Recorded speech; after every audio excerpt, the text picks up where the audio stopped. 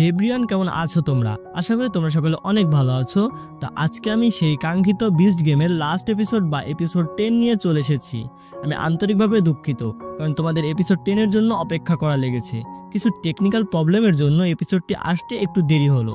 যাই হোক, আজকে থেকে তো বিস্ট গেম শেষ, তাই তোমরা এখনই কমেন্ট করো যে পরবর্তীতে আমি কি মুভি এক্সপ্লেন করব নাকি জাপানিজ এনিমে এক্সপ্লেন করব। কমেন্ট করতে কিন্তু ভুলো না। তো সম্পূর্ণ এক্সপ্লেনে আমি আছি তোমাদের সাথে অথই।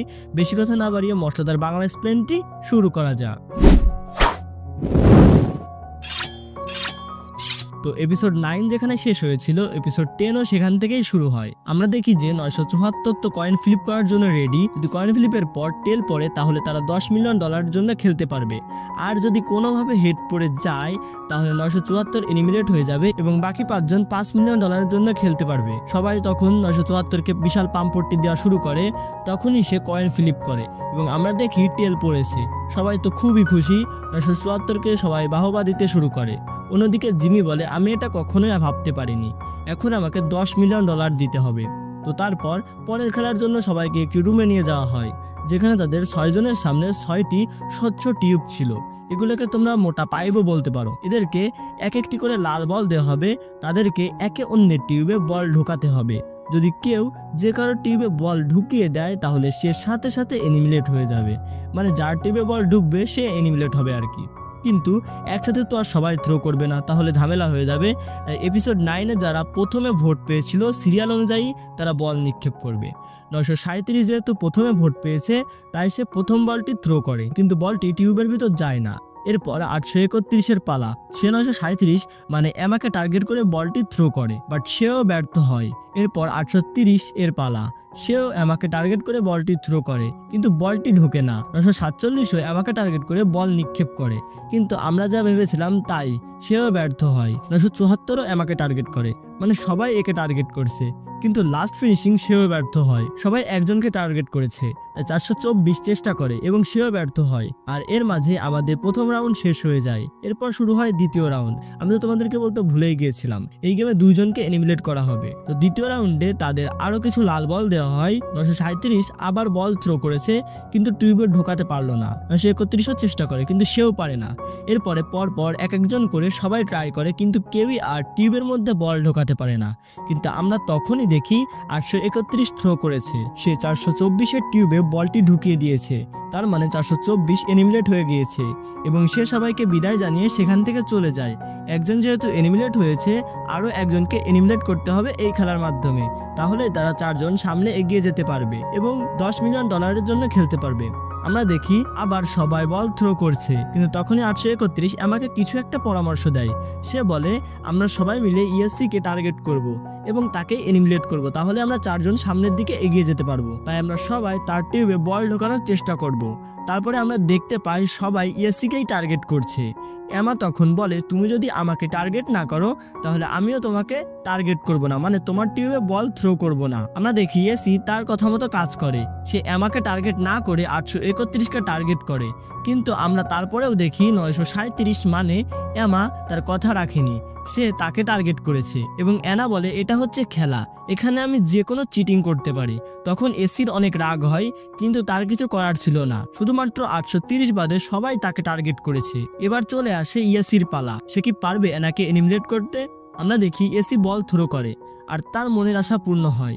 সে একবারেই অ্যানার টিউবে বলটি ঢুকিয়ে দেয়, মানে এসি অ্যানাকে এলিমিনেট করে দিয়েছে। সত্যি কথা বলতে আমিও এটা চেয়েছিলাম, কারণ আমাকে আমি ইনোসেন্ট গার্ল ভাবতাম, কিন্তু সে যে এরকম বিশ্বাসঘাতকতা করবে আমি কেন কেউই ভাবতে পারেনি। তো যাই হোক, তারপর এমা সেখান থেকে বিদায় নিয়ে চলে যায়। এরপরে পরের গেম শুরু হয়। তাদের 4 জনের 25% চান্স রয়েছে জেতার। তো এই গেমের রুল হচ্ছে তাদের সামনে একটি করে সুইচ রয়েছে এবং তাদের সামনে যে ফ্লোরটি রয়েছে সেখানে খোপ খোপ কাটা আছে। ফ্লোরের ওই পাশে রয়েছে $10 মিলিয়ন। তাদের সামনে যে সুইচটি রয়েছে সেখানে চাপ দিলে সবুজ রঙের একটি রাস্তা তৈরি হয়ে যাবে এবং সবুজ রঙের রাস্তার সাইড দিয়ে লাল রাস্তা তৈরি হবে। তাদের কি করতে হবে, সুইচ ছেড়ে দিলেই তো রাস্তা গায়েব হয়ে যাবে। তাদের মাথায় রাখতে হবে যে রাস্তাটা কিভাবে তৈরি হয়েছিল, আঁকাবাঁকা তৈরি হয়েছিল নাকি সোজা তৈরি হয়েছিল, সেভাবে আন্দাজ করে তাদেরকে রাস্তা পার হতে হবে, মানে ওই পাশে যেতে হবে আর কি। তারা যদি লাল ঘরের মধ্যে পা না দিয়ে সবুজ ঘরের মধ্যে পা দিয়ে ওই পাশে যেতে পারে তাহলে সে পরের গেম খেলতে পারবে এবং তার ইচ্ছা মতো যে কাউকে সে এলিমিনেট করতে পারবে। আর যদি সে সবুজ রাস্তা বাদ দিয়ে কোনোভাবে লাল ঘরে ঢুকে যায় তাহলে সাথে সাথে এলিমিনেট হয়ে যাবে এবং এই রাউন্ডের খেলা শেষ হয়ে যাবে। আমি জানি তোমরা বুঝতে পেরেছো, আর তোমরা যদি এই গেমের এপিসোড 1 দেখে থাকো তাহলে তোমাদের এটা বোঝার কথা। কিন্তু 4 জনের মধ্যে থেকে যে কোনো একজন এই গেমটি খেলতে পারবে তার নিজের ইচ্ছা থেকে। এই গেম খেলার জন্য কাউকে জোর করা হবে না। আমরা দেখি এসি খেলার জন্য প্রস্তুত, মানে সে 831কে এলিমিনেট করতে চায়, আর 831কে এলিমিনেট করার জন্য তাকে এই গেমটি খেলতেই হবে এবং এই গেমে জিততে হবে। 831 বলে আমি তোমাকে এই গেমে সাহায্য করতে চাই, কিন্তু এসি বলে আমার কোনো সাহায্য প্রয়োজন নেই। এসি তখন বাটনটি চেপে ধরে এবং সে সমস্ত গ্রিন লাইনটি দেখে নেয়, মানে সেই সবুজ রাস্তাটি। তারপর সে বাটনটি ছেড়ে দিয়ে সেই রাস্তার সামনে চলে যায়, আর যখনই সে পা বাড়াতে যাবে তখনই 831 বলে তুমি ভুল রাস্তায় যাচ্ছ, ওই পাশ দিয়ে গেলে তুমি এলিমিনেট হয়ে যাবে, তুমি ডান পাশ দিয়ে যাও, ডান দিকে যে রাস্তা আছে ওই রাস্তা দিয়ে যাও। কিন্তু এসি বলে ভাই তোর কথা শোনে কেডা, মানে এসি ভাবে সে হয়তো মিথ্যা কথা বলছে, কারণ আগের রাউন্ডে সে এসিকে এলিমিনেট করার কথা বলেছিল সবাইকে। তাই সে নিজের মনের কথা শুনে এবং যখনই সে মনের কথা শুনে রাস্তায় পা দেয় তখনই চারপাশে লাল বাতি জ্বলে যায়, মানে সে ভুল জায়গায় পা দিয়েছে। এবং আমরা দেখতে পাই 831 কোনো ভুল কথা বলছিল না, সে আসলেই তাকে সাহায্য করতে চেয়েছিল। এসি যদি 831 কথা শুনতো তাহলে সে ঠিকঠাক যেতে পারতো, কিন্তু সে শোনে নাই। এর মাঝে সে এলিমিনেট হয়ে যায় এবং পরের রাউন্ড শুরু হয়ে যায়। এই রাউন্ডে আমরা দেখতে পাই জিমির হাতে একটি কার্ড রয়েছে, যে কার্ডে এই 3 জনের যে কোনো একজনের নাম্বার মানে জার্সি নাম্বার লেখা আছে। তো এই কার্ডে যার জার্সি নাম্বার লেখা থাকবে সে এলিমিনেট হয়ে যাবে। এখন তোমরা বলতে পারো যে এই কার্ডে কিভাবে নাম্বার এলো। তো লাস্ট যে 50 জন প্লেয়ার ছিল তাদের কাছ থেকে ভোট নেওয়া হয়েছে যে তোমরা এই 3 জনের মধ্যে থেকে কাকে এলিমিনেট করতে চাও, মানে কাকে ভোট দিতে চাও আর কি। যে সর্বোচ্চ ভোট পেয়েছে তার জার্সি নাম্বার এই কার্ডে লেখা আছে আর সে এলিমিনেট হয়ে যাবে। কিন্তু এখানে একটা টুইস্ট আছে, জিমি তখন আবার $1 মিলিয়ন নিয়ে সেখানে আসে। টুইস্টটা হচ্ছে 3 জনের মধ্যে যার মনে হয় যে সে এলিমিনেট হতে পারে, মানে কার্ডে তার নাম্বার থাকার সম্ভাবনা রয়েছে, সেই এই $1 মিলিয়ন নিয়ে স্বেচ্ছায় এলিমিনেট হয়ে যাবে। আর ধরো যদি এই কার্ডে প্রথম প্লেয়ারের নাম্বার লেখা থাকে আর যদি সে ডলার না নিয়ে দ্বিতীয় প্লেয়ার ডলার নিয়ে চলে যায়, তবে দ্বিতীয় প্লেয়ার মানে যে ডলার নিয়েছে সে শুধু এলিমিনেট হয়ে যাবে। প্রথম জনের কার্ডে নাম থাকা সত্ত্বেও সে এলিমিনেট হবে না। তো প্রথমে 831কে জিমি বলে তোমার কি মনে হয় তোমাকে কতজন ভোট দিতে পারে, হেড করতে পারে, মানে তোমার এই কার্ডে নাম্বার থাকার চান্স কত %? তো সে বলে আমাকে তেমন কেউ হেড করে না, সর্বোচ্চ 30% থাকার চান্স আছে। দ্বিতীয় জনকে বলে তোমার কত % চান্স আছে, সে বলে ধরতে গেলে সবাই আমাকে হেড করে, কারণ এপিসোড 9-এ আমি সবার সাথে বিশ্বাসঘাতকতা করেছিলাম, তাই এই কার্ডে নাম্বার আমারই আছে, তাই আমার উচিত এখান থেকে টাকাগুলো নিয়ে চলে যাওয়া। জিমি তৃতীয় জনকে একই প্রশ্ন করে, তৃতীয় জন বলে আমার তেমন কোনো হেটার্স নেই।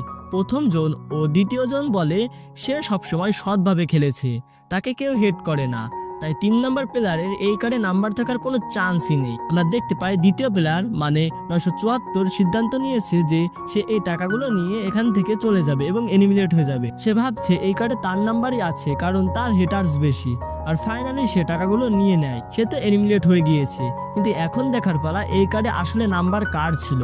আমরা ভেবেছিলাম 830-এর নাম্বার এখানে থাকবে না কারণ তার হেটার্স কম, কিন্তু এখানে মিরাক্কেল হয়ে যায়। কার্ডে 830-এর নাম্বার ছিল, মানে যাকে ভেবেছিলাম তার কার্ডে নাম্বার থাকার কোনো প্রশ্নই আসে না তারই নাম্বার ছিল। যাই হোক, যা হয় ভালোর জন্যই হয়। তো এর মাঝে আমাদের কাঙ্ক্ষিত বিস্ট গেমের সিজন 1-এর শেষ রাউন্ড শুরু হয়ে যায়। এই রাউন্ডের রুলগুলো খুবই সিম্পল। তাদের সামনে 10টি সুটকেস আছে, এর ভিতর থেকে 9টি সুটকেস ফাঁকা এবং যে কোনো একটি সুটকেসে আছে $10 মিলিয়ন চেক। একজনের চোখ বাঁধা থাকবে এবং অন্যজন সুটকেসগুলো পাল্টে দেবে। এরকম একটা রাউন্ড তোমরা আগেও দেখেছিলে। সেই আইল্যান্ডের কথা মনে আছে কি তোমাদের, যেখানে এরকম একটি গেম খেলা হয়েছিল? সেম গেমটা এখানেও খেলা হবে। তার আগে দেখতে হবে কে এই গেমটা প্রথমে খেলবে। তার জন্য আবারও সেই কয়েনটা বের করা হয়, যে কয়েন দিয়ে $10 মিলিয়ন ট্রস করা হয়েছিল। তো এই ট্রসে আমরা দেখি 831 জিতে যায় এবং সে চোখে কালো পট্টি বেঁধে উল্টো পাশে ঘুরে পড়ে। যেহেতু 10 মিলিয়নের খেলা, তাই জিমি কোনো রিস্ক নিতে চাচ্ছিল না, তাই সে ওখানে থাকা সকল স্টাফকে উল্টো ঘুরতে বলে, এমনকি ক্যামেরাম্যানদেরও। আমরা দেখি 830 মন দিয়ে পাল্টাপাল্টি করছে, এটাই হবে তার শেষ খেলা। এই খেলার মাধ্যমে সে জিতে নিতে পারে $10 মিলিয়ন, তাই একটু সাবধানে তো খেলতেই হবে। তো তো উল্টোপাল্টা করার পর 831 চোখ খুলে মানে সামনের দিকে তাকায় আর কি, এবং সেই সঠিক সুটকেস খুঁজতে শুরু করে। সে ঘুরে ঘুরে 5 নম্বর সুটকেসের কাছে চলে যায় আর 830কে বলে এই সুটকেস সম্পর্কে তুমি কিছু বলবে। সে বলে হতেও পারে, এবং আমরা তার মুখে হাসি দেখতে পাই। 831 বলে তোমার পরিবারে 5 জন সদস্য আছে, তাই এই সুটকেসটি হতে পারে। তারপর সে 6 নম্বর সুটকেসের সামনে যায় এবং বলে এর সম্পর্কে তুমি কি কিছু বলবে। সে বলে এটাও হতে পারে। তখনই 831 বলে 5 নম্বর সুটকেস হতে পারে, কিন্তু আমি 6 নম্বর সুটকেসটি বাঁচবো, মানে আমি এটাই ওপেন করব। তোমাদের কি মনে হয় এই সুটকেসে কি টিকিটটি থাকতে পারে? মানে টিকিট না, টাকার চেক। আর হ্যাঁ ভাই, চ্যানেলটি সাবস্ক্রাইব করে দিও। তোমরা অনেক কিপটা ভাই, সাবস্ক্রাইব করতে চাও না, তাড়াতাড়ি সাবস্ক্রাইব করে দাও। তো এরপরে আমরা দেখতে পাই সে সুটকেসটি ওপেন করে এবং আসলে তার ভিতরে $10 মিলিয়ন চেক ছিল। এটা পুরো অবিশ্বাস্য ব্যাপার। সে প্রথম রাউন্ডে এটি পেয়ে গেল, কারণ এখানে সে বুদ্ধি দিয়ে গেমটি খেলেছে আর বুদ্ধির কাছে সব শক্তিই হার মানায়। আমরা দেখতে পাই এখানে তার ফ্যামিলির লোকজনও ছিল আর এখানে তারা উপস্থিত হয়। তারা তো খুবই মজায় ছিল, আর জিমি কখনো ভাবতে পারেনি যে প্রথম রাউন্ডেই চেকটি পেয়ে যাবে।